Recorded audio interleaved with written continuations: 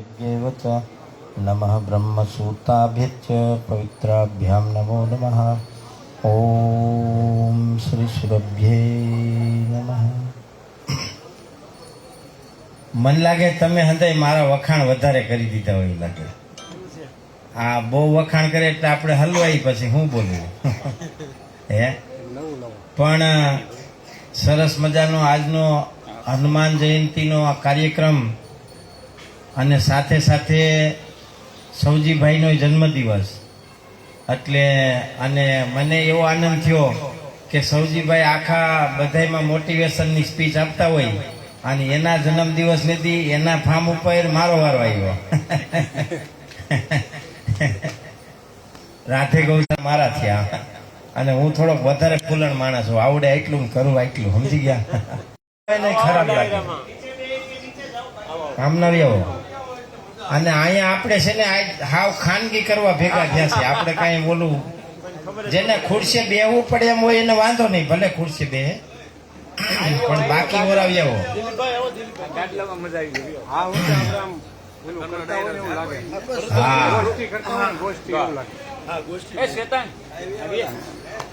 હા અમે ઓલા આઈસ્ક્રીમ ની દુકાનમાં બેઠા હતા ત્યાં મને બધાનો જતીનભાઈ લાલજીભાઈ પરિચય કરાવતા હતા 10-12 જણાનો પરિચય થયો છે પછી મને જેટલા મળે ને એટલાની એક વિશેષતા બધા મને કહેતા હતા કે આ ભાઈ આ કામ કરે છે આ ભાઈ આ કામ કરે છે બધાયનું વ્યક્તિગત નામ તો મને નથી આવડતું પણ બધાયને મારા હૃદયથી ચરણવંદન કારણ કે સુરતમાં રહેવું મજૂરી કરવી આમાંથી ઘણા મજૂરી કરતા છે ઘણા ધંધા કરતા છે અને એની હાયરે હાયરે આ કરવું એટલે બહુ અઘરું કામ છે અઘરું એટલે એમ માનો ઘીરે જાય તા ઘરના મોઢું ત્રાહું કરે કે રોજ રાતના 2 વાગ્યા લગી હું ત્યાં માનતા છે એમ આવું મને અનુભવ થતો પેલા હવે તો માતાજીને દયા છે પણ પેલા અનુભવ થતો એમ અને સગવડતા નહોતી 2006માં હું ગોંડલ મજૂરી કરવા આવ્યો હતો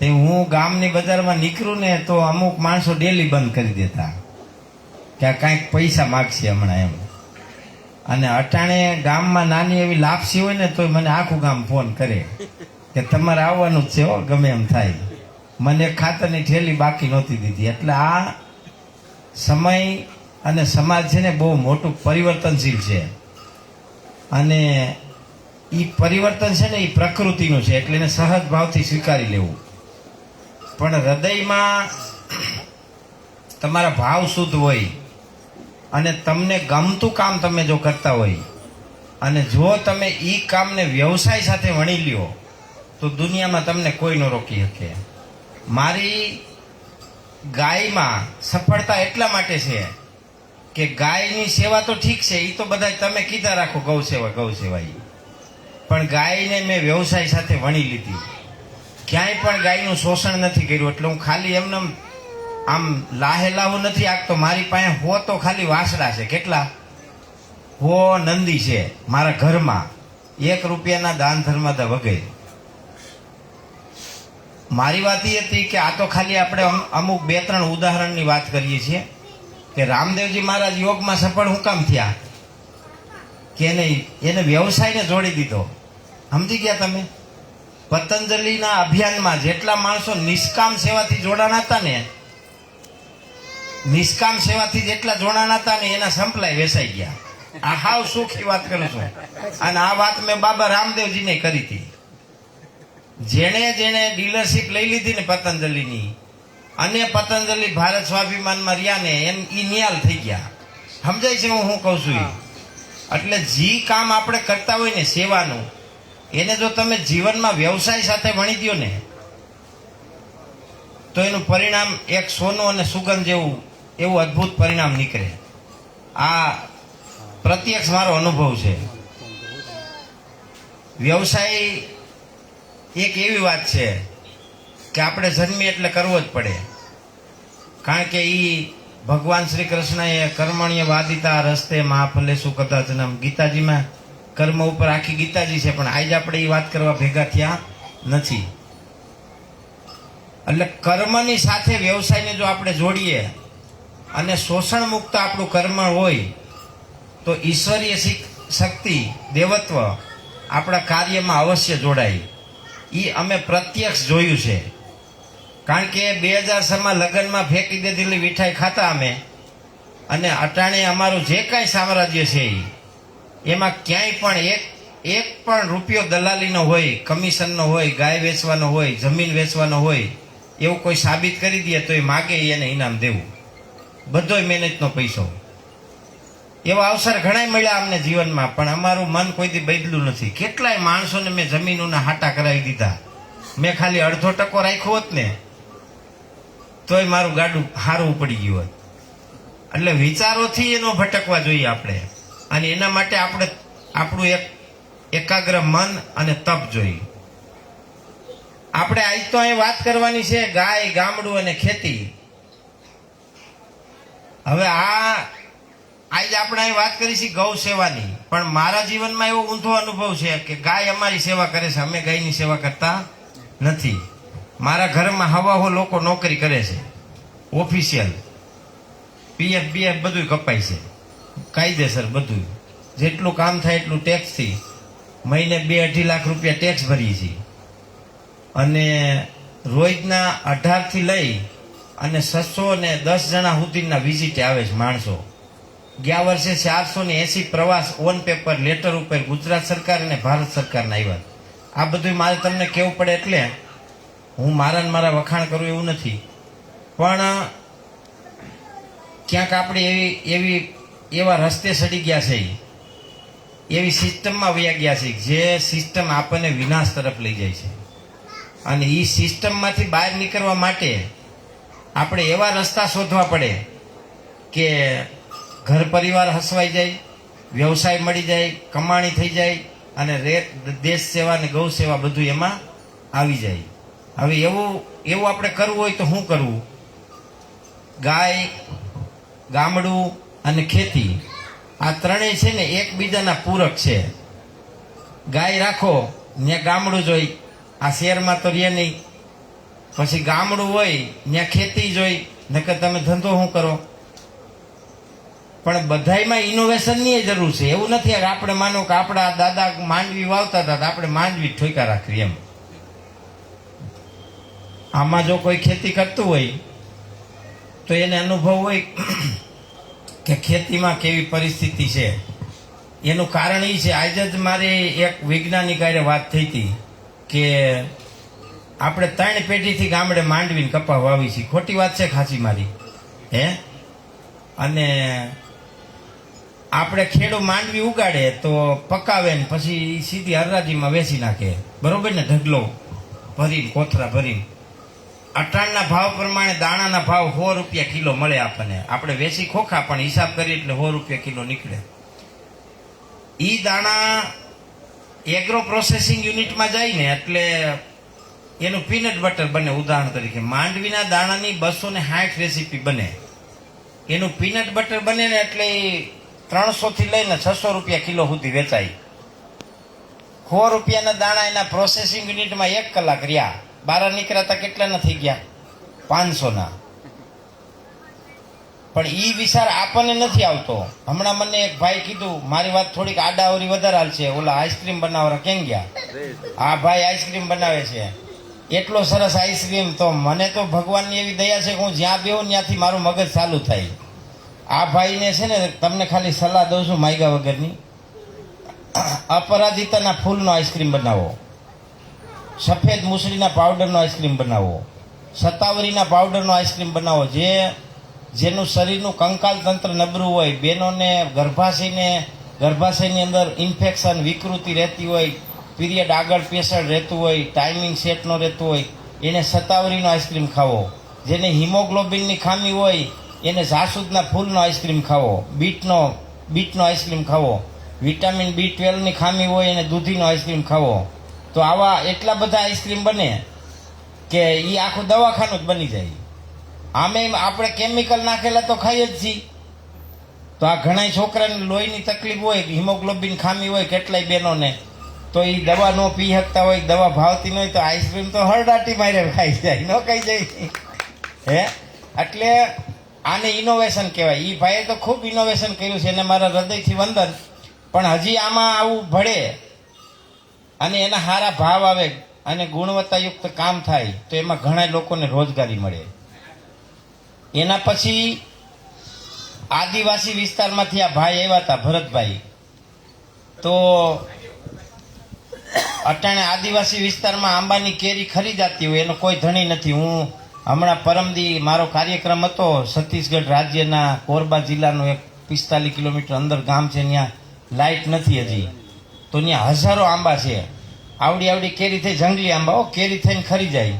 તો એ આદિવાસી વીણે 10 રૂપિયાનો કિલો વેચી નાખે.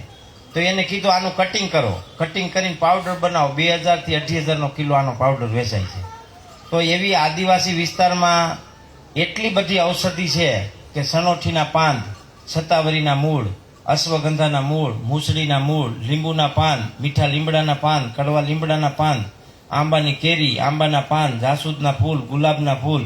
તો એ લોકોને આ જે વનસ્પતિમાં આવે એ તો એનો સમય હોય એટલે પૂરું થઈ જાય, એ પછી કાંઈ રહે નહીં. એટલે એમાં ઝાડવાનું ક્યાંય શોષણ ન થાય અને એને રોજગાર મળી રહે. એટલે કોઈ પણ પ્રકારના શોષણ વગર રોજગાર આ એક ખૂબ જરૂરી છે.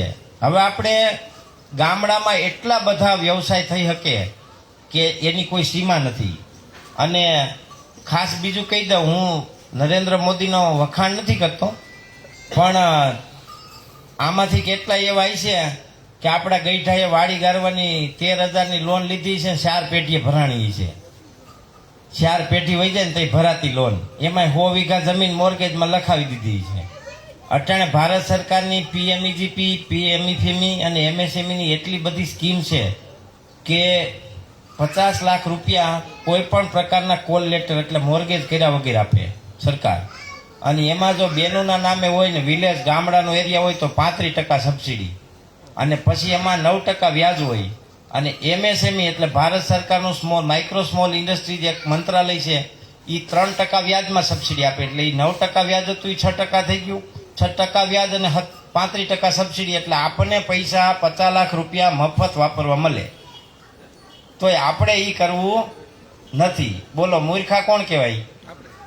આટલી સ્કીમો છે ને અમુક એવા સમાજના લોકો છે જે વિધર્મી, એ આ બધી સ્કીમોનો લાભ લે છે. આ થઈ ગામડાની વાત.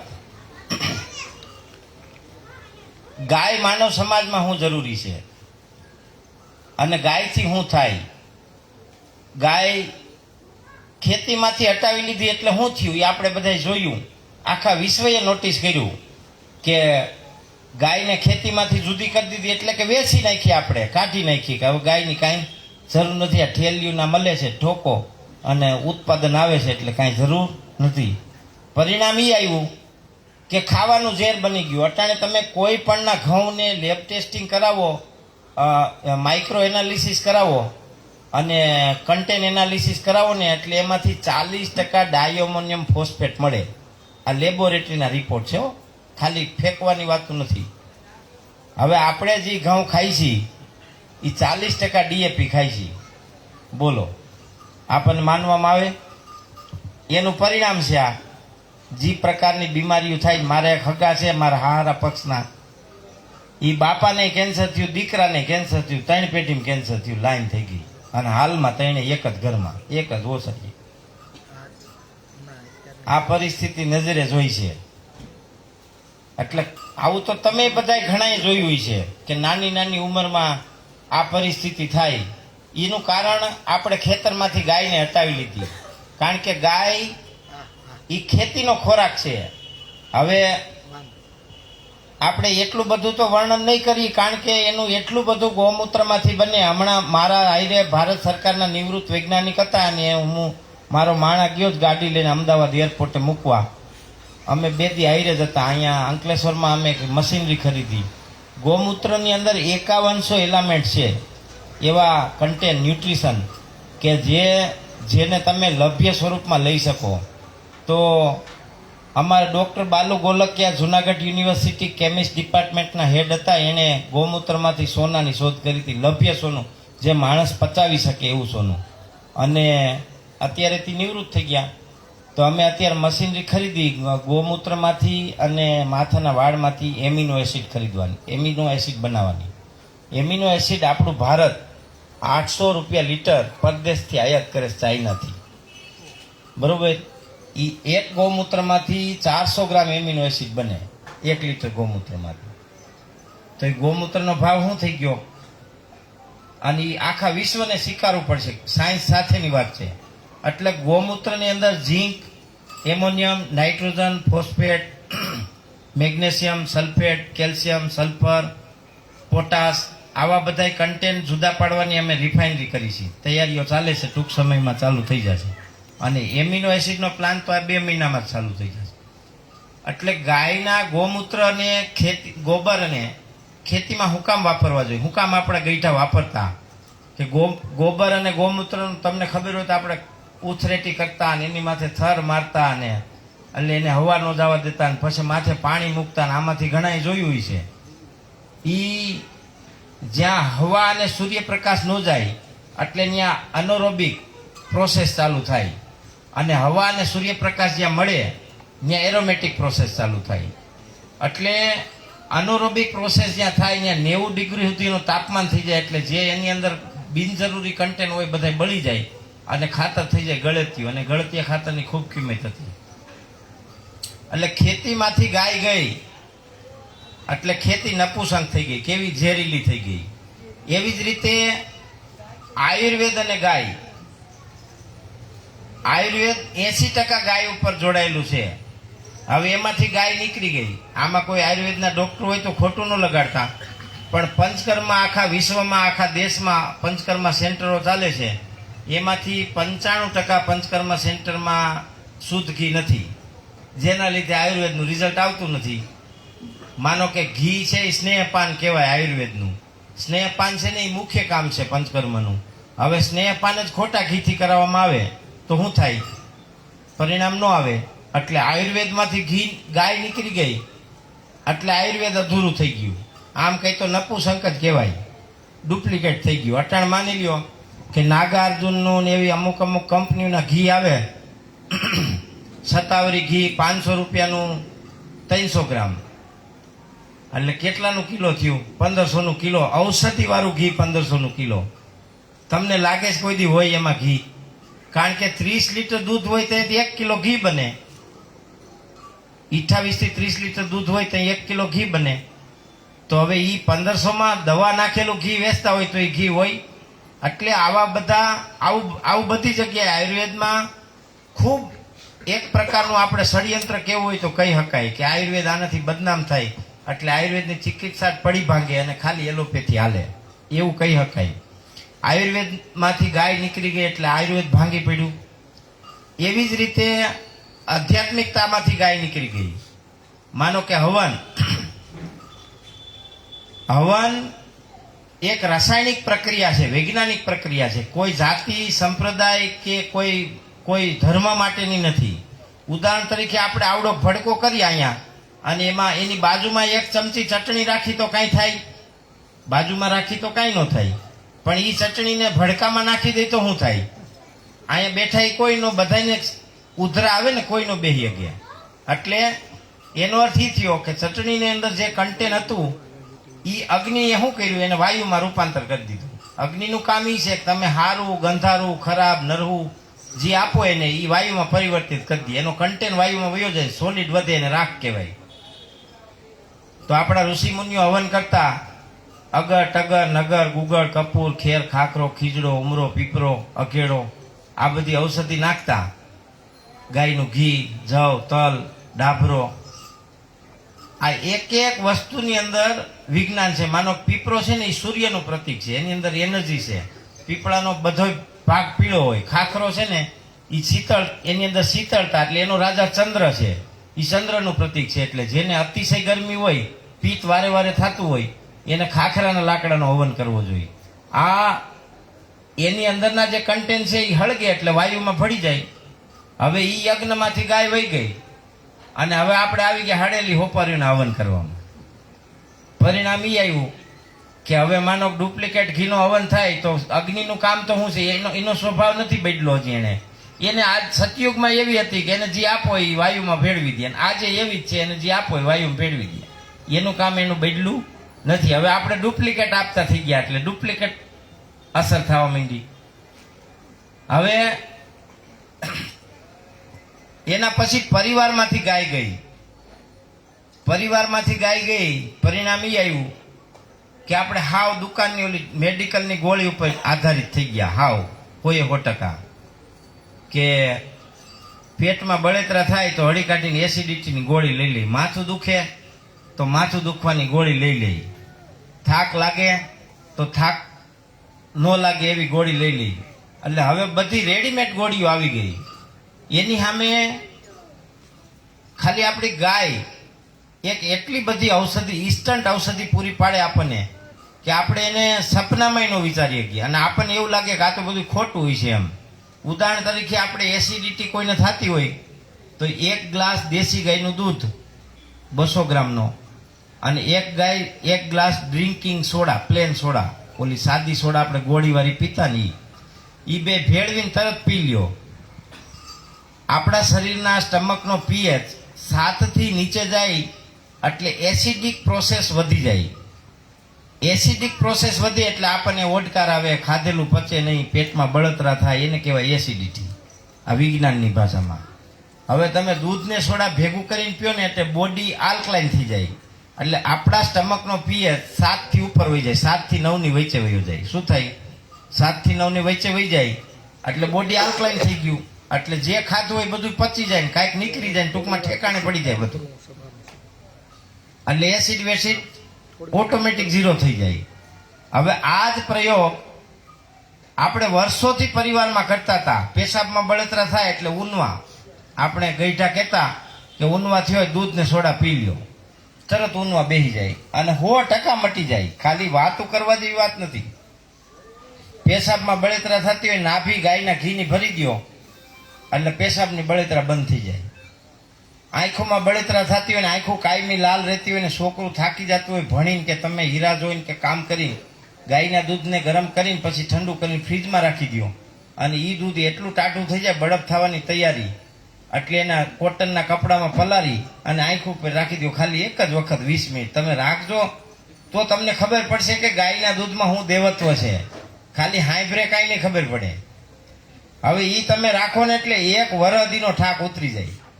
1 વરદીનો.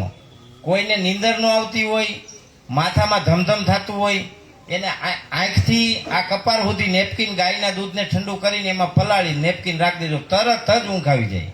15 મિનિટમાં ઊંઘ આવી જાય. આટલું આવા તો અસંખ્ય પ્રયોગો છે, અનલિમિટેડ, કે આપણે 2 મહિના સુધી બોલીએ ને તો દૂધના પ્રયોગો ન ખૂટે, એટલા પ્રયોગો છે. અમે હવે તો દૂધથી સ્નાન કરાવીએ છીએ, દૂધને હળદરથી 3000 રૂપિયા લઈએ. માણસ બહારથી આવે સ્નાન કરાવીએ, અને પંચગવ્ય સ્નાનના 5000 રૂપિયા છે. ખૂબ માણસો આવે છે. ઉદાહરણ એનું માનો કે આપણે પ્રાણ પ્રતિષ્ઠા કે એવી કઈ પૂજા કરતા હોય તો આપણને ભૂદેવો, ગોરદાદા, પછી વિદ્વાન માણસો હોય, મૂર્તિને પંચામૃત ને પંચગવ્ય અને ગાયના દૂધનું સ્નાન કરાવે. એનું વૈજ્ઞાનિક કારણ એ છે કે એની અંદર પ્રાણ પ્રતિષ્ઠા કરવી હોય ને તો કોઈ પણ પ્રકારની નેગેટિવિટી ત્યાં ન રહે, એટલા માટે પંચગવ્યનું પંચામૃતનું સ્નાન હોય. એની 3 મીટરની ત્રિજ્યામાં કોઈ પણ પ્રકારની નેગેટિવિટી રહી ન હોય, એટલે આપણે મૂર્તિને પ્રાણ પ્રતિષ્ઠા કરતા પહેલા પંચગવ્યનું સ્નાન કરાવતા હોય. હવે જો મૂર્તિને એટલું શુદ્ધ કરી દેતું હોય તો પાછળની હોય. પ્રાણ પ્રતિષ્ઠા કર્યા પહેલા તો એમાં કાંઈ પ્રાણ હોય નહીં, તો એને જો ગોબર પંચગવ્ય એટલું શુદ્ધ કરી દેતું હોય તો તમે જીવતા માણસને ટ્રાય કરો તો શું રિઝલ્ટ આવે ખબર? ગમે એટલો થાકેલો માણસ હોય ને, માનસિક રીતે, શારીરિક રીતે, આધ્યાત્મિક રીતે આખી દુનિયાથી નાસીપાસ થઈ ગયો, અને એને પકડીને એકવાર પંચગવ્યનું સ્નાન કરાવી દેજો, એ કૂદકા મારતો થઈ જાય, જૂની મેમરી ભૂલાઈ જાય, 50% ટેન્શન વયું જાય. આ એનો પ્રભાવ છે ને. અમે પ્રમાણિત કરીને વૈજ્ઞાનિક રીતે 3 વર્ષથી અમે કરાવીને પછી કહી છીએ, એવું નથી કે ફાંકા મારી છે. એટલે ગાયના દૂધથી એટલી બધી માણસની બીમારીઓ ક્યોર થાય કે જેને આપણે સપનામાં ન વિચારીએ ગઈ. તો ખાલી દૂધની એકની વાત છે. ઘણા એમ કહેતા હોય કે દૂધ નથી પચતું, ડોક્ટર ના પાડે છે દૂધ નહીં પીવાનું, ઝાડા થઈ જાય છે, કે પેટ ગોઠાઈ જાય, કબજિયાત થઈ જાય, આવા પ્રસંગ બનતા હોય. ઘણાના પીએચમાં દૂધ મેચ ન થતું હોય તો માનો કે એવું થતું હોય તો દૂધમાં સૂંઠ નાખીને પીવું જોઈએ, અને દૂધ પચતું જ ન હોય તો દૂધમાં વરિયાળી નાખીને પીવું જોઈએ. કફવાળો કોઠો હોય તો સૂંઠ નાખીને પીવું જોઈએ. શરીરમાં તોડ રહેતી હોય કે આખી શરીર જ આખું કમજોર રહેતું હોય તો દૂધમાં હળદર નાખીને પીવું જોઈએ. પછી દૂધ કોઈ પણ રીતે એને પચતું જ ન હોય તો દૂધમાં 1/2 ગ્રામ તજનો પાવડર, એલચી, સાકર, હળદર આ ત્રણેય વસ્તુ ભેગી કરીને નાખીને પીવી જોઈએ. એક વખત તમે કરશો ને તો તમને કાંઈક અનુભવ થાય કે આ તો સારું હાવ નવીન જ છે એમ.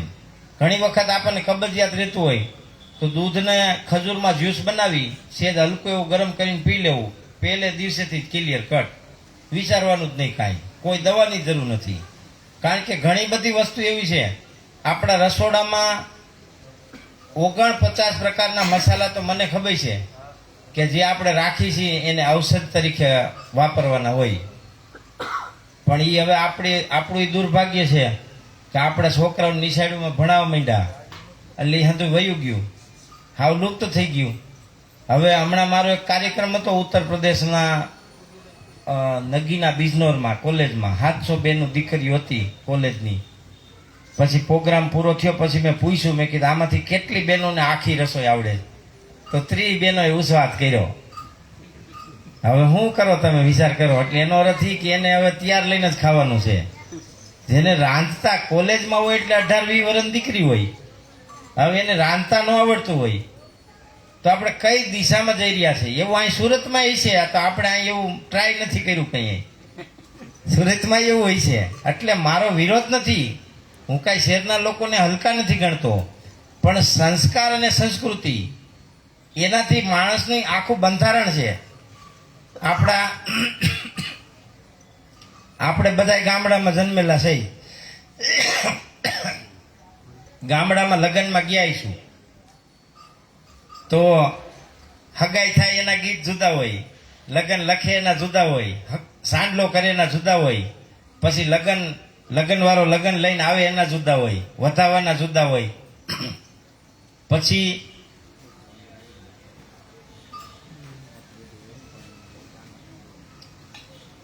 માંડવો રોપે એના જુદા હોય, વરરાજો પૈણવા જતો હોય તો એના જુદા હોય, જાન આવતી હોય તો એના જુદા હોય, સવારમાં પૈ સીસવાના જુદા હોય, પછી તોરણ આવવાના જુદા હોય, ફૂલેકાન હામૈયાના જુદા હોય, વધાવાના જુદા હોય, દીકરી વરાવાના જુદા હોય. એટલા તો આપણા ડોહીઓને ગીત આવડતા હતા. તમે કલ્પના તો કરો, આપણી દીકરીઓને રાંધતા ન આવડે ને તોય આપણે એમ કે આપણે લેટેસ્ટ થઈ ગયા. ખરેખર લાગે છે એવું વિકાસ થઈ ગયો એવું લાગે છે આમાં ક્યાંય? આ તો આપણું સારું હતું એ ભૂલી ગયા ને ઓલું હલાડ્યું હતું એ આવડી ગયું.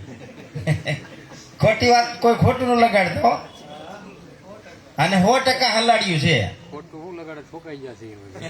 100% હલાડ્યું છે. તમે સમજી લ્યો, આપણે આપણા ડોહીમાં કહેતા કે દૂધનો મૂરો આઈને ન ખવાય, અને ખાવ તો મરી જ જાવ, હવાર થાય હોદી જાય આખું. એને એટલો અનુભવ હતો. હવે અટાણે તો તમે કહો બેનોને એ ન ખબર હોય કે શેના ભેગું શું ન ખાવું, એ છોકરાને શું શીખવાડે?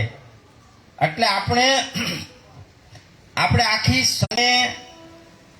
ઉદાહરણ તરીકે આપણે હરાજ નાખતા ગાયના દૂધની ખીર કરીને, તો એ હરાજનું વૈજ્ઞાનિક મહત્વ શું હતું? શ્રદ્ધા તો છે જ, હું પિતરોનો વિરોધી નથી, શ્રદ્ધા તો છે જ, પણ એની સાથે એટલું મોટું લોજિક હતું કે આપણે આખો ચોમાહામાં વાતાવરણની અંદર બેક્ટેરિયા વરસાદના પાણીના હિસાબે ડેવલપ થયા હોય, પાચન શક્તિ નબળી પડી હોય, આપણે ન ખાવાનું અમુક ખવાઈ ગયું હોય, એના હિસાબે માણસનું પિત્ત વધે. હવે પિત્ત વધે ને એટલે ભાદરવા મહિનામાં 16 દિવસ સુધી આપણે શ્રાદ્ધ નાખી. માણાનું એકનું પિત્ત ન વધ્યું હોય, તમામ પ્રાણી પક્ષીઓનું પિત્ત વધ્યું હોય, એટલે કાગડાને નાખી, પક્ષીને નાખી, ગાયને એક ભાગ આપી, રોટલીને ખીર કૂતરાને આપી, અને ઘરમાં જેટલા લોકો હોય બધા એક વાટકી ખીર ખાય. માણસનું પિત્ત ગમે તેટલું વધેલું હોય, આયુર્વેદના માણસ હોય તો સમજતા છે, એને ખાલી ગાયના દૂધની ખીર ઘી નાખીને એક વાટકી ખવડાવો એટલે પિત્ત તરત શાંત થઈ જાય. આ એની દવા છે, ખાલી વાતું કરવાનું નહીં. તો આ આપણે 16 દિવસ ખાતા, 16 દિવસ ખાય એટલે આખા વર્ષનું પિત્ત શાંત થઈ જાય, આખા ઘરનું થઈ જાય, કૂતરાઓનું થઈ જાય, ગાયોનું થઈ જાય, અને મહેમાન આવ્યા હોય તો એનું થઈ જાય. આ એનું વિજ્ઞાન હતું. દિવાળીમાં આપણે દીવા કરતા હોય બરાબર, બધાને ઘીરે થતા છે, હજી થતા છે. ગાયના ઘીના દીવા થતા હોય, એક એક ઘરમાં 50-50 દીવા થતા હોય. વિજ્ઞાને એવું પ્રમાણિત કર્યું છે કે ગાયના ઘીનો દીવો જ્યાં થાય ત્યાં 1 ટન ઓક્સિજનનું નિર્માણ થાય. હવે એક ઘરમાં 50 દીવા થાય તો શું થાય? 50 ટન ઓક્સિજન નિર્માણ થયું. એટલે જે નેગેટિવ બેક્ટેરિયા હતા એ વયા ગયા. હવે એવું એક ઘરમાં થાય, એવું આખા ગામમાં થાય અને ગામોગામમાં થાય. એટલે ચોમાસાના 4 મહિનામાં જે વાયુમંડળમાં નેગેટિવ બેક્ટેરિયા ડેવલપ થયા હોય એને દિવાળીના દિવસે આપણો સમાજ મળીને એક હારે પૂરું કરી દેતો. અને એનું પરિણામ શિયાળામાં તંદુરસ્તી હતી. એટલે આ સનાતન સંસ્કૃતિ આવી વાતો તો વિજ્ઞાન સાથે હું એટલી બધી કરી શકું કે તમે 15 દી સુધી સાંભળ્યા જ રાખો ને. આ ખાલી સામાન્ય બાબત નથી, પણ આપણે એને ગણતા જ નથી. આપણને છોકરા છોકરીઓને ઇંગ્લિશ બોલતા આવડવું જોઈએ. હું ઇંગ્લિશના ક્લાસ રાખું શીખો મેં હું હમણાં, હું એનો વિરોધી નથી. અંગ્રેજી આવડવું જ જોઈએ. અંગ્રેજી એક ભાષા છે, એ તમને બીજી દુનિયા જોડી શકે. એટલે એના આપણે એવો વિરોધ ન કરી શકીએ કે ખરાબ છે કે આ છે તે છે. એમાં ટોસડાપણું, એમાં તો કાંઈ સંદેહ નથી ને એમાં કોઈ ના પાડીએ કે એમ નથી. કારણ કે આપણે ગામમાં કુટુંબમાં ક્યાંક બેઠા હોય, કાંઈક પ્રસંગમાં હોય કે પરિવારમાં હોય તો આપણે કાકી એમ કહીએ એટલે શું થાય? શું થાય?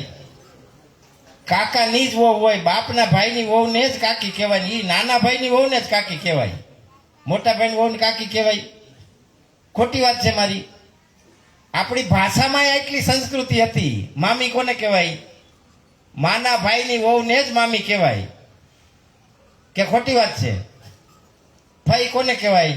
બાપની બેનને જ ભાઈ કહેવાય. હવે અંગ્રેજીએ શું કર્યું?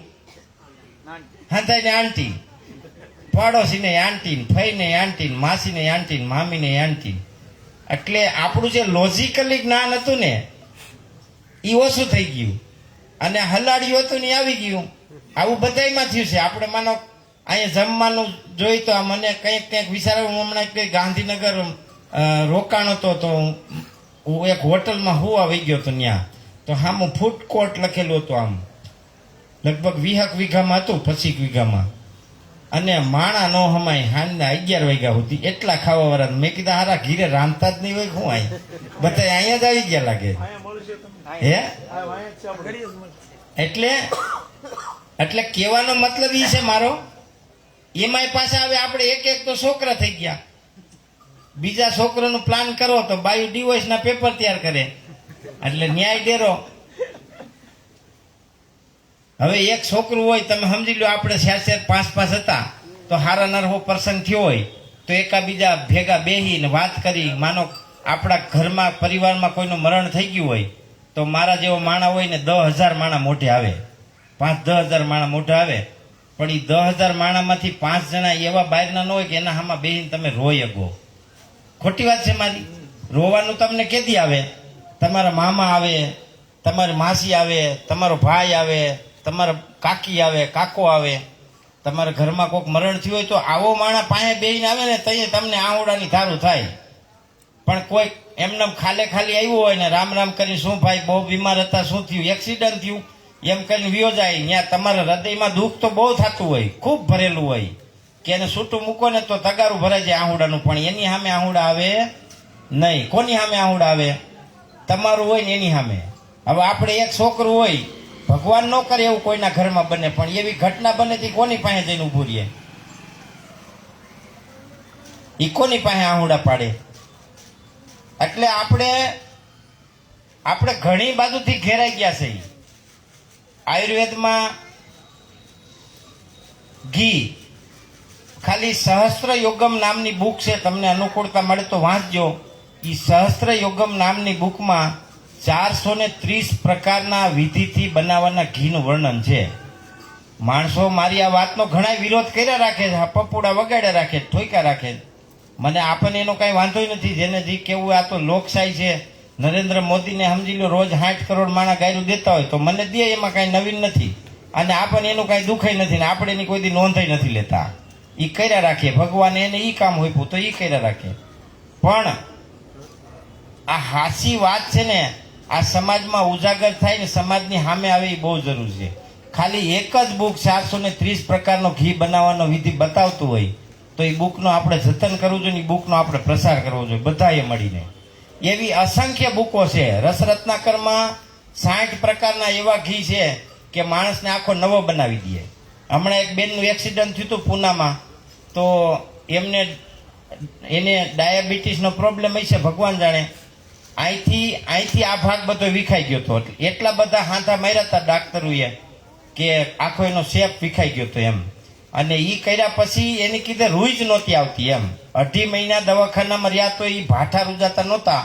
પછી કોક એના હગાનો મને ફોન આવ્યો હતો, મેં એને 10 ગ્રામની એક ડબ્બી મોકલી હતી સતધોત ઘૃતની, હોવાર ધોયેલા ઘીની.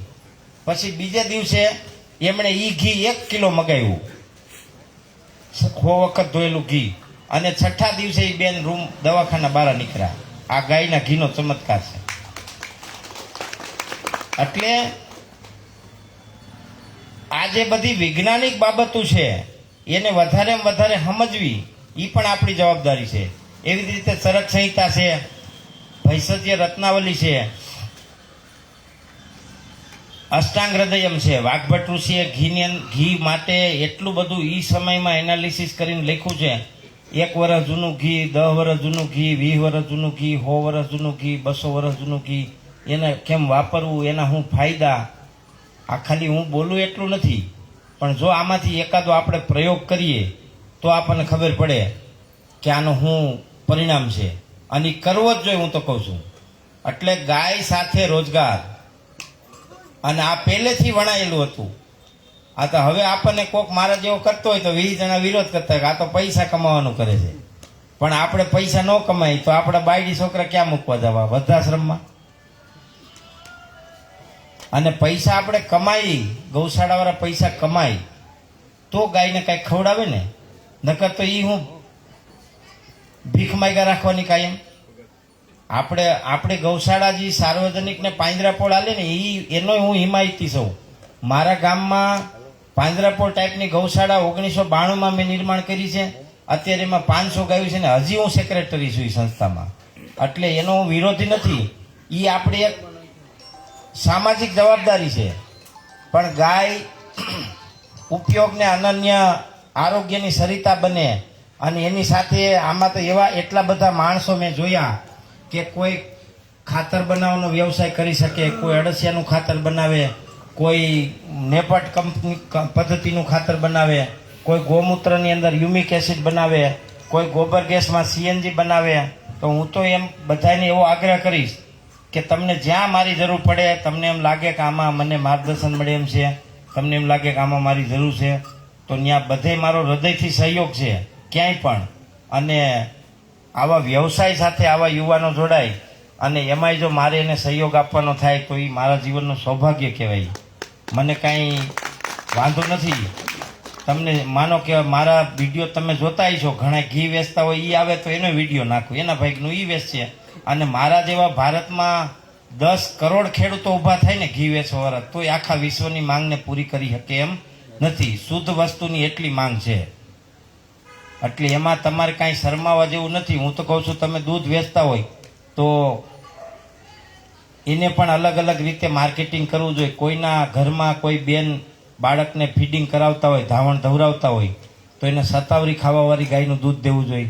કોઈ ઘરમાં સંતાન પ્રાપ્તિનો પ્રશ્ન હોય તો શેરડી ખાવાવાળી ગાયનું, આ ચરક સંહિતામાં લખેલું છે, શેરડી ખાવાવાળી ગાયનું દૂધ પીવું જોઈએ.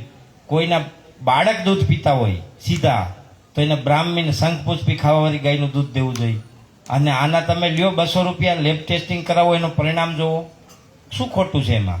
એટલે આપણે ઓલું શું પી જાય, ઓલું એનર્જી ડ્રિંક 200 રૂપિયાનું 300 ગ્રામ, શું કહેવાય એને, રેડ બુલ, એમાં વાંધો નથી.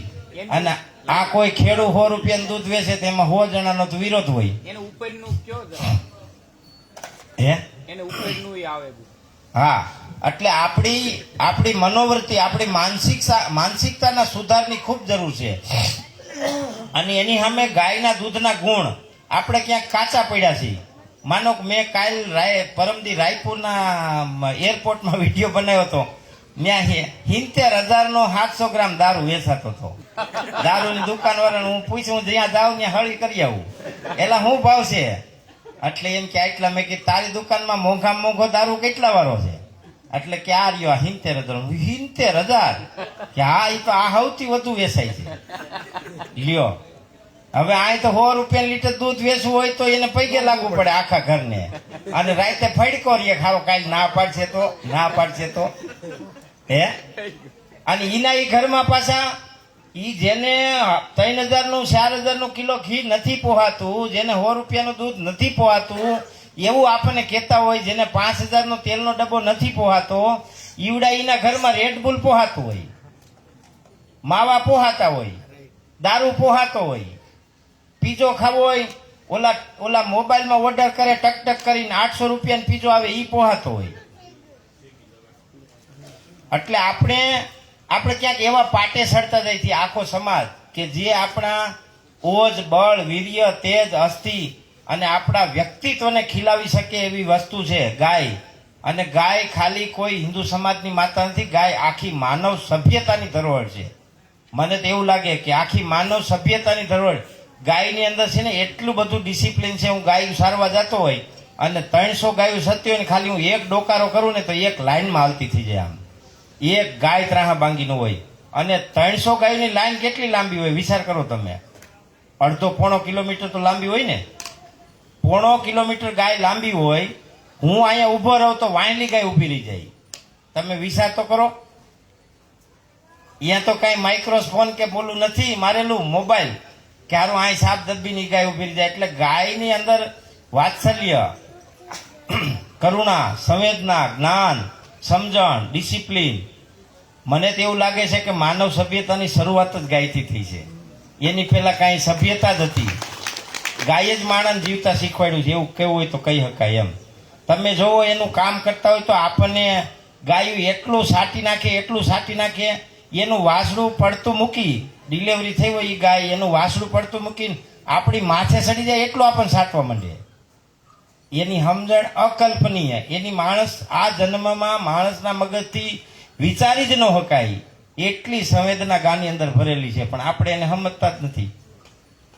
ગાય આપણને એટલું બધું આપે. ઉદાહરણ તરીકે ભારતના જેટલા એરપોર્ટ છે ને, એમાંથી અડધા એરપોર્ટમાં હું લેન્ડ થઈ ગયો છું.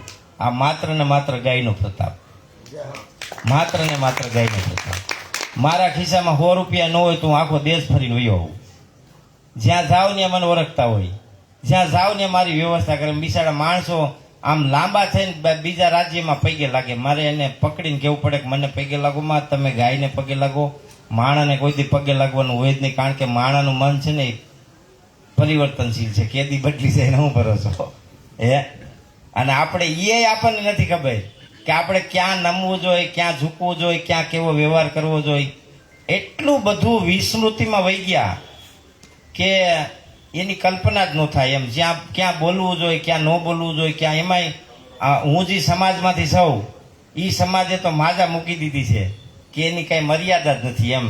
આપણે ઉદાહરણ તરીકે લગ્નના એવા પ્રસંગ હવે જોઈ છીએ કે વિવાહ છે એ ઋગ્વેદની ઋચા પ્રમાણે, ઋગ્વેદના વ્યાખ્યાન પ્રમાણે વિવાહ એક માણસ જન્મના સંસ્કાર છે.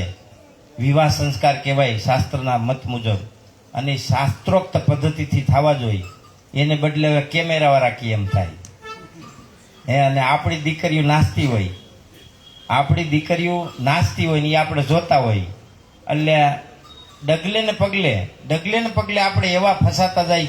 અમારા એક ભાઈબંધનું કોલ્ડ સ્ટોરેજ છે, એનું 50 વીઘામાં નકરા કોલ્ડ સ્ટોરેજ જ છે. એક કોલ્ડ સ્ટોરેજમાં 20,000 ટન 40,000 ટન એવી મીઠાઈ સામે હંતે મીઠાઈના ભરેલા હોય. એ કે આ એક લગ્નની સિઝન જાય એટલે ખાલું, પાછું બીજું ભરાઈ જાય, પાછી બીજી લગ્નની સિઝન એટલે ખાલું. વિચાર કરો તમે. અને તમારે જાતે જોવાની છૂટ છે, હું ખોટું કહેતો હોય તો તમે કોકના કોલ્ડ સ્ટોરેજે જાયજો. એટલે આપણે આ જાણતા છતાંય સમજાતું નથી. એમાંય પરિવારની ભાવના ભાઈ બાંધવું હોય તો આપણે પાછું વળીને જોતા નથી. અને બીજું કઠણ આવે તો હાથમાં ગાભા રહેતા નથી. ખોટી વાત છે મારી. સમજણ સંવેદના અને સંસ્કાર એનો બધી જગ્યાએ અભાવ થઈ ગયો છે. એક જગ્યાએ નહીં. આપણે ગમે એટલું ગાય કરીને તોય કાંઈ ફરક આવ્યો નથી. કારણ કે જે માણસ ભાઈને ન માનતો હોય, બાપને ન માનતો હોય, પરિવારને ન માનતો હોય, ગાયને કેવી રીતે માને? એટલે આખું માનવતાનું નૈતિક મૂલ્યની જે સમજણ છે, માનવતાનું વૈચારિક મૂલ્ય એટલું બધું નીચું વહી ગયું છે કે મને પૈસા મળતા હોય તો લાલજીભાઈની ભલે પથારી ફરી જાય, એનો કાંઈ મને વાંધો નથી. આ સ્થિતિ સમાજની થઈ ગઈ છે. ને એ સ્થિતિમાંથી આપણને માત્ર ને માત્ર આપણી સમજણ અને ગાય જ બહાર કાઢી શકે. કારણ કે આપણા 18 વર્ષના દીકરાને કિડની ફેલ થઈ જાય, ડાયાબિટીસ થઈ જાય, હાર્ટ એટેક આવી જાય તો આપણી મિલકતનું શું? હવે ઈ આપણને બીજી વાર વેસાતું મળે કોઈ દી? શરીરનું અંગ બગડી જાય. એના માટે ગાય આધારિત જીવન વ્યવસ્થા, ગાય, ગામડું ને ખેતી.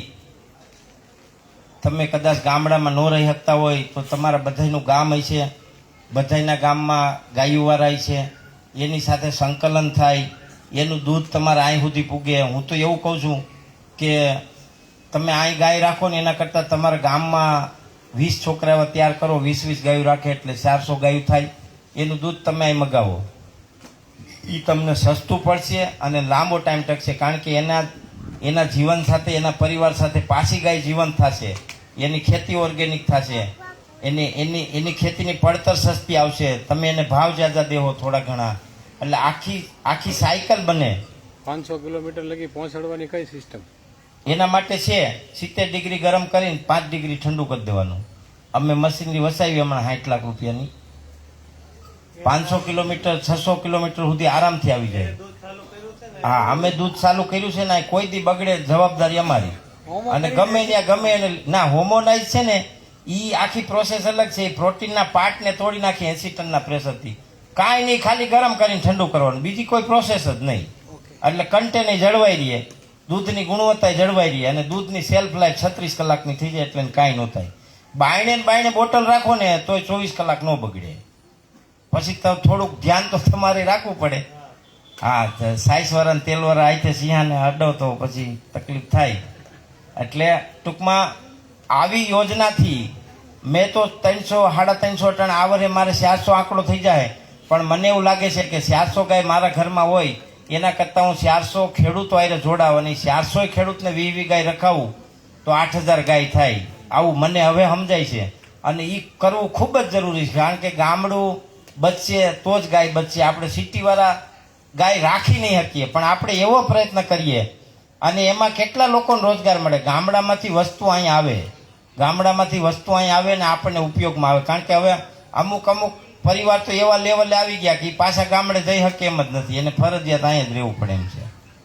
એટલે એવા લોકોના માટે આખી સિસ્ટમ ઊભી થાય અને આખી સિસ્ટમના અંતર્ગત શહેરમાં આ એક વસ્તુ પહેલા ચાલુ થાય, પછી શાકભાજી ચાલુ થાય, અને શાકભાજી ચાલુ થાય પછી હારે અનાજ ચાલુ થાય.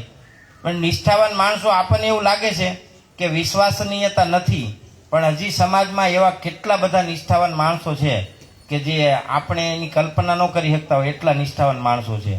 પછી અહીંયા આપણે ગૌ સંસ્કૃતિ મેળો જે આ વર્ષે આયોજન કર્યું છે, આ બધાએ મળી અને એમાં હૃદયથી કોઈ પણ પ્રકારના ભેદભાવ વગર શુદ્ધ મનના ભાવથી જેટલી મદદ થાય એટલી. એવું નહીં કે તમારે રાત દી એની વાહે પડ્યું રહેવું છે. એવા તો હશે 4-5 જણા ભગવાને જેને શક્તિ દીધી છે એ રાત દી એમાં મતતા છે.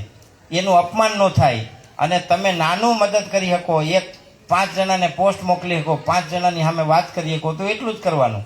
પણ બને ત્યાં સુધી અધૂરી માહિતી, અધૂરી સમજણ એને ડિસ્પેચ મતલબ એને સ્પ્રેડ ન કરો, બીજાને ન મોકલો અધૂરી માહિતી.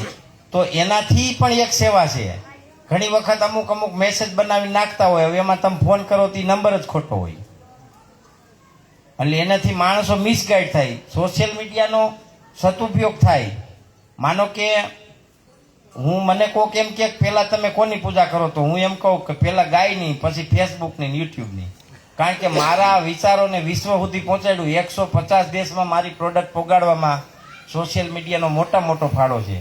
તો એનો મેં કાયમી સદુપયોગ કર્યો છે. અમુક આપણે આમ તો ન વાપરતા હોય એવા તો કોઈ વિશે જ નહીં સોશિયલ મીડિયા, પણ એમાં નકામી વસ્તુ વધારે વેરતાય છે. પણ સાત્વિક અને ઓથેન્ટિક વસ્તુનો પ્રચાર થાય સોશિયલ મીડિયાના માધ્યમથી, એ હંમેશા આપણે ધ્યાન રાખવું પડશે. કારણ કે આ પણ એક દૂષણ છે. વધારે પડતો મોબાઈલ વાપરવો અને બધું ફેલાવ્યા રાખવું એ પણ એક દૂષણ છે. એટલે ગાય વ્યવસ્થાના કેન્દ્રમાં રહી શકે અને ગાય આધારિત એટલા બધા વ્યવસાય થઈ શકે કે એની કોઈ સીમા નથી, એટલા વ્યવસાય થઈ શકે એવી ગાયમાં સંભાવનાઓ છે. હવે આમાં તમારે કોઈને કાંઈ પૂછવું હોય તો પૂછો.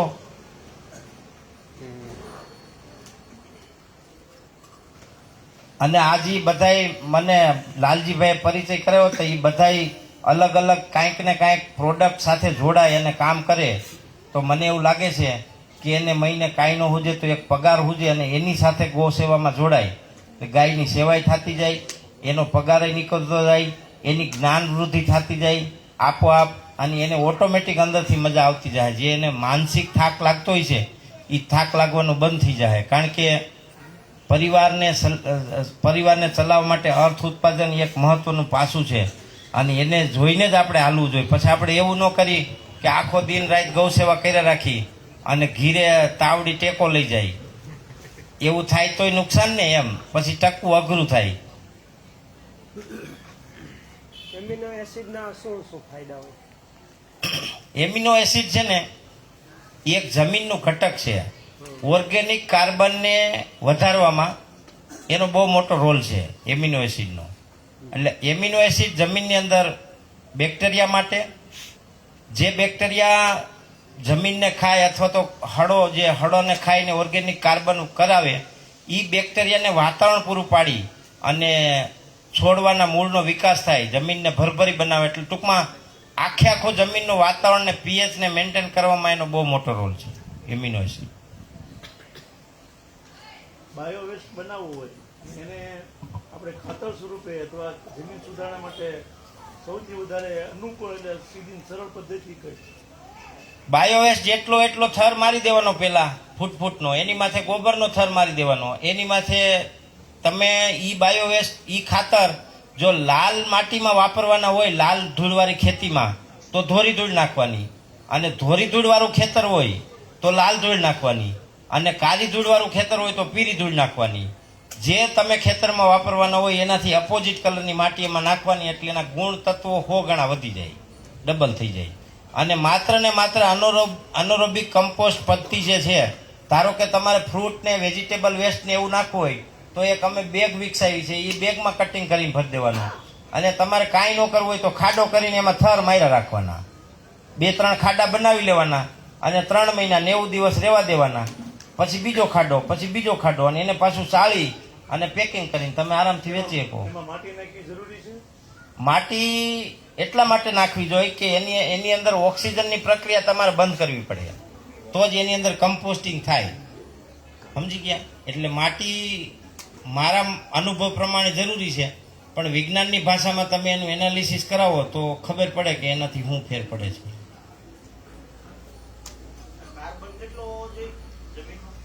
કાર્બન આમ ગણીએ ને તો વિજ્ઞાનની ભાષામાં તો 6 હોવો જોઈએ, 6, પણ અત્યારે 0.5 છે આખા ભારતમાં, 0.5 થી 0.9. અમારી હમણાં જર્મનની એક ટીમ આવી હતી, જર્મનીની, એને અમારી જમીનનો ઓર્ગેનિક કાર્બન ટેસ્ટ કરાવ્યો હતો, 1.90 છે માત્ર ને માત્ર ગાયથી. અને એને એવું કીધું કે આખા દેશનો સૌથી વધુ ખેડૂતના ખેતરમાં કાર્બન આ 1.90 એટલે બહુ સારો કહેવાય, એમ સારામાં સારો કહેવાય. એ માત્ર ને માત્ર ગાયના ગોબર મૂત્રથી, બીજું કોઈ બહારથી નાખેલું નથી.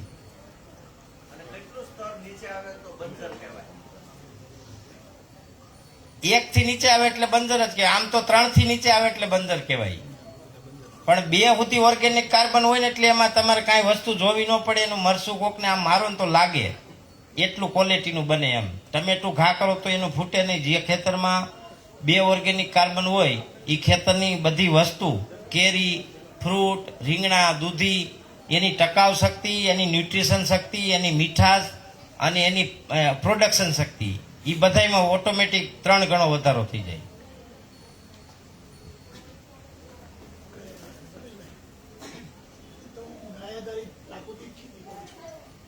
ત્યાં સુધી કેવું હતું કે જીવામૃત છે, પંચગવ્ય છે, નવી છે, ત્યારે આને લગી બેગ જે કોન્સેપ્ટ ચાલે છે, તો એ બાબતે તમારો શું અભિપ્રાય છે? વિડીયો તો જોયા છે, તો બેગ લેવી જોઈએ કે તમે હવે ઈ બેગ વિશે એક મિનિટ. હા આ વર્ષે મેં જે ખેતી કરી છે એમાં વૃક્ષ આયુર્વેદનો જ ઉલ્લેખ છે, તો હર્બલ કોનાપજલનો મેં મેક્સિમમ યુઝ કર્યું છે.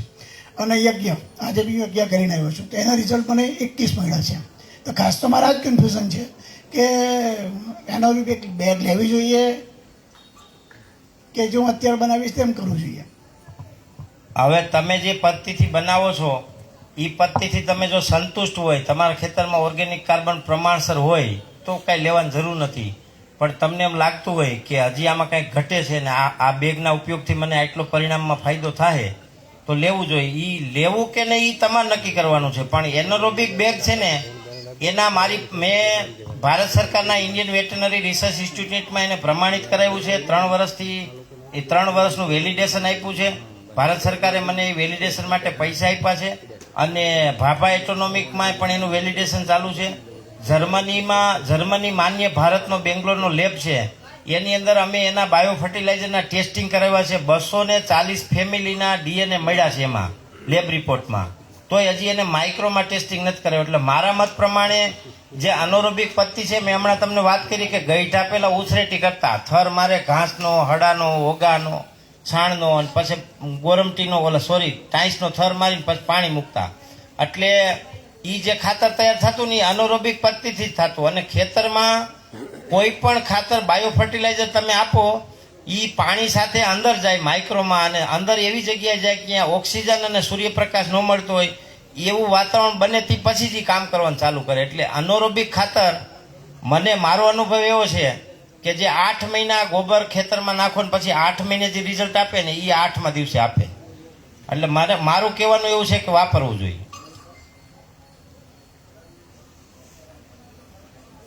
પૂરું. હવે કોઈને કાંઈ પૂછવું છે? આપણે અમુક ખેતરમાં આકડા મેં જોયું છે, આકડા હોય ને એને ઠોંગા નાખ્યા હોય, પાણી ધોરીઓ ચાલુ હોય ને એની અંદર અમે પોઈન્ટ નાખી નાખીએ. આંકડો પાણીના ધોરિયામાં આંકડો રાખો એટલે પાણીની અંદર પોટાશ, લભ્ય પોટાશનું પ્રમાણ વધે. પાણીમાં પોટાશ હોય જ અમુક ટકા, પણ આંકડાની ડાળી રાખો એટલે એની એક્ટિવ થઈ જાય પોટાશ, એટલે કામ કરે.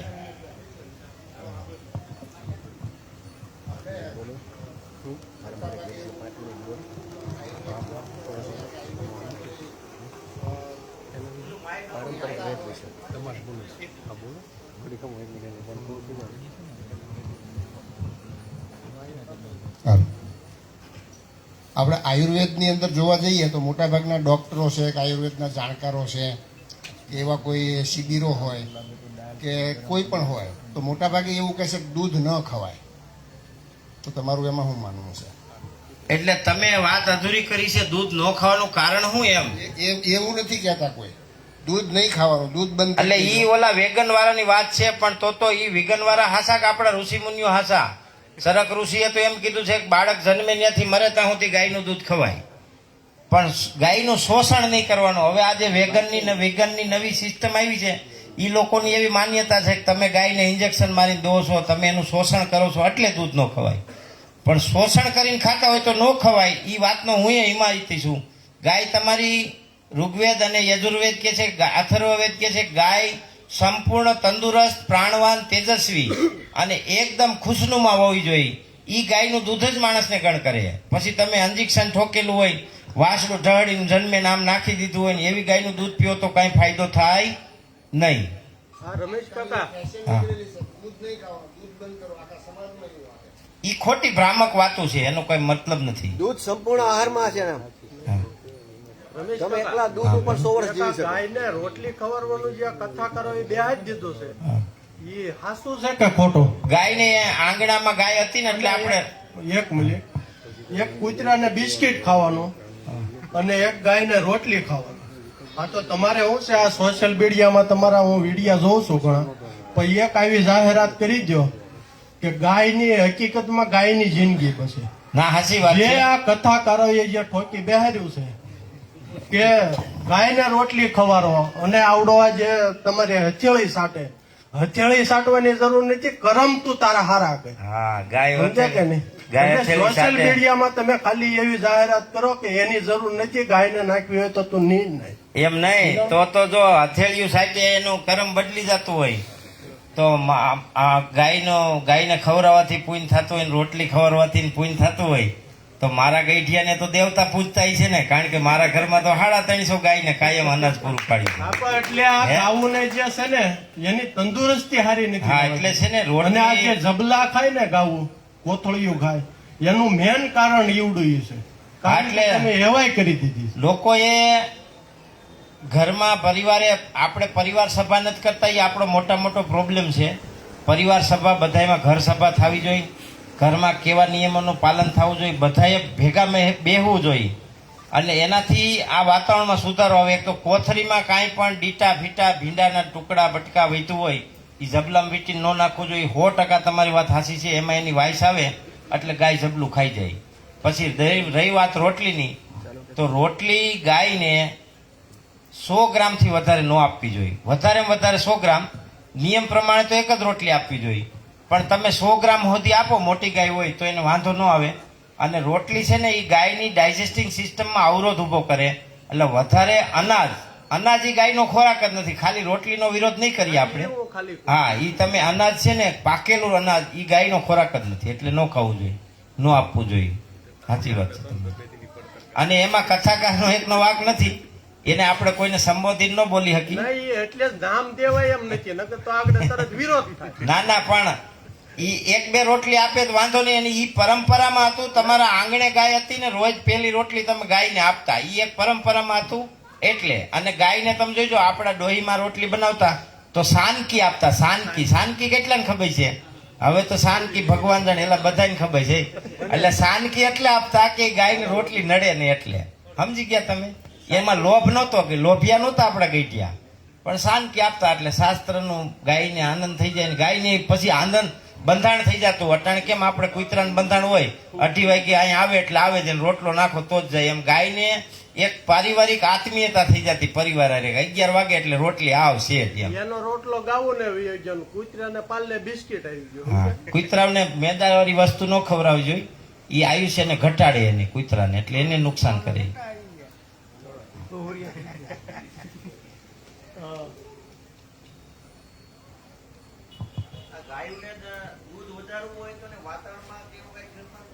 હા, ગાયનું દૂધ તો જ વધે. મેં કીધું ને, ગાય સંપૂર્ણ ખુશ હોય, તંદુરસ્ત હોય. અને ઉદાહરણ તરીકે આ વિસ્તારમાં ગાયને સૌથી વધુ જે પ્રોબ્લેમ આવે છે, મને જ્યાં સુધી લાગે છે, સૌથી વધુ મચ્છરનો પ્રોબ્લેમ છે. આપણા સૌરાષ્ટ્રમાં શ્રાવણ મહિનો અને ભાદરવો મહિનો 2 મહિના ગાયને મચ્છર કરડે ને તો ગાયનો 40 કિલા વજન ઘટી જાય, બળદનો ને ગાયનો. તો અહીંયા તો 12 મહિના કરડે, એટલે અહીંયા તમારે અમારા કરતાં ડબલ મેન્ટેન કરવી પડે ગાયને. શું કરવું પડે? ડબલ મેન્ટેન કરવી પડે. અને ગાયને માનો કે દૂધની શુદ્ધતા માટે મારું એવું માનવું છે, અને શાસ્ત્રો એની સાક્ષી પૂરે છે, ચરક સંહિતામાં અને ઘણી જગ્યાનો ઉલ્લેખ છે, ગાયને દરરોજ 100 ગ્રામ માણસે સત્તાવરી આપવી જોઈએ. એનાથી ગાયનું આખું પ્રજનન તંત્ર અને કંકાલ તંત્ર 2 ક્લિયર રહે, અને એનું દૂધ ખાવાનારો માણસ છે એ કોઈ દી, મારું માનવું એવું છે કે બીમાર ન પડે. હા, ગમે એમાં ખાઈ જાય. ગળનો લાડવો કરીને દો, ખાણમાં નાખી દો, પાઈ દો, જેમમાં પતાવે. કપાસિયા આપવા જોઈએ, પણ હવે અહીં કપાસિયા ઝેરી અને જીનેટિકલ મોડિફાઈડ મળે, હોર્મોન્સ ચેન્જ કરેલા. એટલે આ જે બીટી કપાસિયાનો ખોળ આવે એ ગાયને સદંતર ન આપવો જોઈએ. એનાથી ગાયોના સેક્સ્યુઅલ હોર્મોનમાં મોટે પાયે વેરિએશન ઊભું થાય ને પછી અમુક ટાઈમ પછી 5 વર્ષ પછી ગાય પ્રેગ્નેન્ટ થતી બંધ થઈ જાય. હા, ઈ ખૂબ ખતરનાક રોગ છે, અસાધ્ય રોગ છે. હજી વિશ્વમાં એની કોઈ દવા શોધ થઈ નથી. જેમ માણસમાં એડ્સ છે એવી રીતે એમાં ઈ છે. પણ હમણાં મને એક આયુષ ડિપાર્ટમેન્ટના એક ડૉક્ટર મળ્યા છે, એને એની ઉપર પેટન્ટ કરાવેલી છે. અને એ દવા હું આ કાલ બપોરે જ લેવાનો છું. અને અમારે ત્યાં છે ને આજુબાજુમાં અમુક જગ્યાએ ને મારે ત્યાં અમુક ગાયું છે, એમાં ટ્રાય કરવાનો છે. ઈ બધાય કે છે ને ખોટી વાત છે. ક્યાંથી ફેલાય છે ને કોઈ નક્કી જ નથી કરી શકતું હજી. સમજી ગયા? અને એ જીવાણુજન્ય બીમારી છે. મને એવું લાગે છે કે ગાય પાણી પીવાથી આવે છે, અને આ ગાયની આંખ કે મોઢું બીજી ગાય છાંટે તો એનાથી આવે છે, મૂત્રાશય છાંટે તો એનાથી આવે છે. અને સેક્સ્યુઅલ ડિસઓર્ડર છે, સેક્સ્યુઅલ ટ્રાન્સપ્લાન્ટ, એટલે સેક્સ્યુઅલ થી પણ એ ટ્રાન્સપ્લાન્ટ થાય છે એમ. એ વેક્સિન 4 થી 6 મહિનાની લિમિટમાં હોય, પણ હવે એ હાચા છે કે ખોટા એવું હું ન કહી શકું, કારણ કે એની ઉપર મેં કામ નથી કર્યું. અને એનું દૂધ એવું રોગ હોય હા, દૂધ એનું કાચું ન પીવું જોઈએ માણસે. જો આપણને ખબર હોય કે આ ગાયમાં આ બીમારી છે તો હંમેશા દૂધ એનું 70 ડિગ્રી ગરમ કરીને જ પીવું જોઈએ. અત્યારે છે ને ટીબી એક જાતની આવી ગઈ છે કે શરીરમાં ગાયઠું થાય, હા, અને એ ગાયઠું ટીબી ની હોય, એટલે પેલી શેપી ટીબી નથી કહેવાતી, પણ ઝુંબેશ એ ઉપાડી. એ બોર્ન ટીબી કહેવાય. એ શેપે ટીબી નથી કહેવાતી, પણ એ ગાંઠું બધે તેની ટીબી ની હોય છે. એટલે ભારત સરકાર ઝુંબેશ ઉપાડે, પણ ડોક્ટરોને કેવું એમ છે કે આ વાતાવરણમાંથી આવે ને કે બહારનું ખાવતો આવે છે, કે દૂધમાંથી આવતું છે. ના ના, દૂધમાં અહીંયા બહુ સેવા કે સુરત ના ના, દૂધમાંથી દૂધ છે ને ડિસીઝ ટ્રાન્સફર કરે, પણ એને તમે જો ગરમ કરીને પીવો તો ડિસીઝ ટ્રાન્સફર ન કરે. અને જે લોકો વેચાતું દૂધ લેતા હોય એને મારી ખાસ વિનંતી છે કે દૂધ ગરમ કરીને જ પીવું જોઈએ, એટલે આપણે ઉપાધિ જ નહીં ખાય. કારણ કે એમાં ડોક્ટર છે ને પેલા એમ પૂછે છે ભરવાડનું દૂધ લ્યો, તો કે હા, તો કે બસ આ ભરવાડનું દૂધ ના ના, લઈને. કોઈ જાતિનું નામ ન લેવાય. નહીં, આ તો મારા ઘરે હા. દાખલો બની ગયો. પણ ગયા એને વર્ષે એવો અનુભવ હોય છે, એટલે જે માણસને જે અનુભવ હોય ને એ શેર કરતા હોય, બધાને જુદો જુદો અનુભવ હોય, સમજી ગયા? પણ દૂધ ગરમ કરીને પીવું જોઈએ. જેના આંગણામાં તંદુરસ્ત લેબોરેટરી કરેલી ગાયું હોય એ કાચું પીએ તો વાંધો નહીં, બીજા બધાએ ગરમ કરીને પીવું જોઈએ. એટલે એ પ્રશ્ન જ અડકવા જે ગાયને આવેલો હોય ને એ ગાયનું દૂધ પીવાય ગરમ કરીને, કાંઈ વાંધો નહીં. સાયન્સે એમાં સહમતિ આપે. અહીંયા સુરતની અંદર જે બુલેટ ઘાસ છે હા, એ ખરેખર શું પશુપાલન માટે કે ગાય માટે અનુકૂળ કહેવાય કે કેમ કહેવાય? એ સંપૂર્ણ આહાર છે કે નહીં, અને આપવું જોઈએ કે ના આપવું જોઈએ? મેં 7 જાતના બુલેટ ઘાસ NABL માન્ય લેબમાં ટેસ્ટિંગ કરાવ્યા છે. એમાં 3% પ્રોટીનથી લઈ અને 13% સુધી પ્રોટીન મળ્યું છે. અને 13% પ્રોટીન વાળું ઘાસ મેં વાવ્યું છે. આ બીજું વર્ષ છે, પણ મને એનાથી સંતોષ નથી થતો હજી. એટલે હું એવું, કારણ કે આની પહેલા મેં કોઈ દી વાવ્યું નથી, ખવડાવ્યું નથી, એટલે બોલવાનો કોઈ અર્થ નથી. પણ હવે એ 2-4 વર્ષ મારી ગાયું ખાય તો હું કહી શકું કે આ ફાયદાકારક છે કે નુકસાનકારક. બાકી અટાણે તો જઈ અમારે ખડનો વાઢ આવે ત્યાં ગાયું એટલું બધું મૂતરે કે સોમાહામાં આખું કેમ ગૌશાળા ભરાઈ રહી હોય એમ. એટલે અમારો દેશી હિસાબ એવો છે કે ગાયું જે વસ્તુ ખાઈને બહુ મૂતરે ને એ એને ગણ ન કરતી હોય. નેપિયર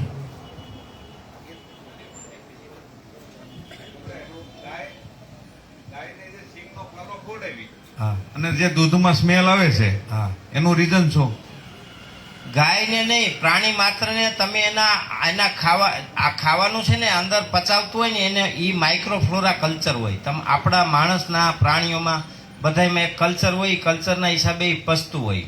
હવે આપણે માનો કે રોજ રોટલો ખાતા હોય અને તમે દક્ષિણ ભારતમાં જાઓ, ઘઉંનો રોટલો બંધ કરીને સીધા ચોખા ખાઓ એટલે તમારા શરીરમાં થોડીક અનરવાઈ આવી જાય. કારણ કે આપણા માઇક્રોફ્લોરા હોય ને એનો pH બદલી ગયો એકદમ અચાનક. એટલે ગાયને જે રનિંગ ખાતી હોય અને તમે સીધો પાલો આપો એટલે માઇક્રોફ્લોરા કામ કરવાનું છોડી દે, થોડુંક અમુક ઓછું કરી દે.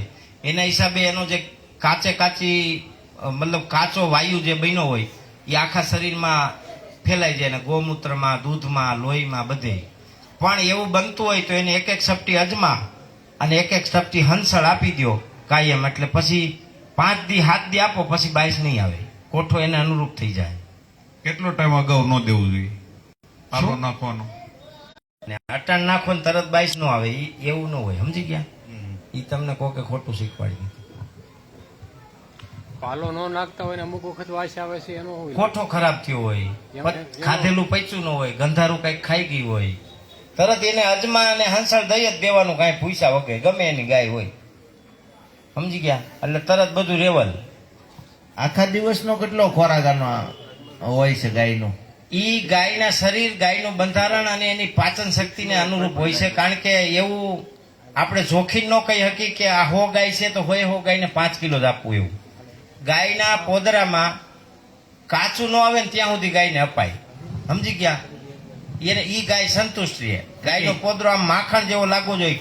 આપણે મોઢામાં નાખીને તો એની વાઈસ ન આવવી જોઈએ. એવો પોદળો હોય એટલે તમારે સમજી લેવાનું કે મારી ગાયનું પેટ 100% સારું છે. કારણ કે એક ભાઈ છે ને એમાં 10-15 વર્ષ કામ કરી અને પોદળા લેબ કરાવેલી, એ મને મળેલા, હમણાં ઓફ થઈ ગયા. તો એને એમ કીધું કે ભાઈ ગાયોને 5 કિલો જરૂર છે, બાકીનું બધું કાચું નીકળી જાય છે. ના ના એવું નહીં. એવું હોય કોઈ દી કાચું નીકળે તો એમાં ડાર ખાવા દે ને પોદળામાં. એ ભૂકો કરીને આપે છે, 3-4 વસ્તુનો ભૂકો કરીને.